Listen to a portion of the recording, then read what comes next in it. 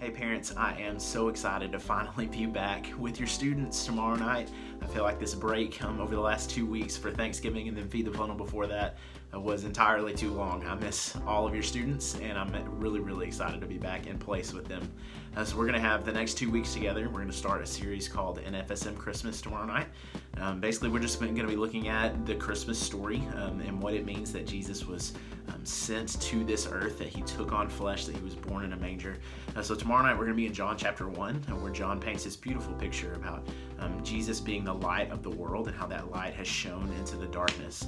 And so as we kind of explore that, we're going to be looking at how God sending his son was grace to us, how that light has shone in the darkness, and that in and of itself is grace, but also how that light illuminates our sin and our brokenness, not to our detriment, but in order to show us who we are, so that Jesus then also, as the light of the world, can illuminate who God is and show God's heart, the Father's heart, to us by sending his son and offering us a way to be forgiven and reconciled to him. So we're going to be talking about the gospel tomorrow night.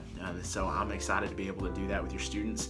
I hope that they're excited to be back. I hope that you are encouraging them to invite somebody with them.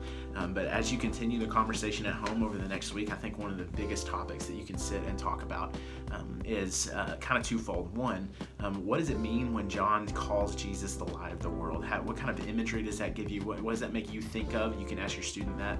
And how does that impact the way that you live? So if Jesus is the light of the world and we say that we follow after him, how are we reflecting that light to the world? That'll lead us into next week and what we're going to talk about together in our last week of this semester. And so I think that'll be a great place for you guys to discuss and continue the conversation at home. But like I said, I'm really excited to be back in place. Don't forget to Winter Chill registration is open. Early bird registration has ended, but that doesn't mean that registration is closed, so you still have time to go and get registered for those weekends. If you've got questions about those, you can shoot me an email or give me a call. Be happy to answer those. But like I said, super pumped to be back tomorrow night. Encourage your students, offer to pick up some friends, and we want to pack the place out and make sure that we're having a good time together, but also diving into the Word and encouraging your students and letting the gospel speak to them and transform them. So we'll see y'all tomorrow night.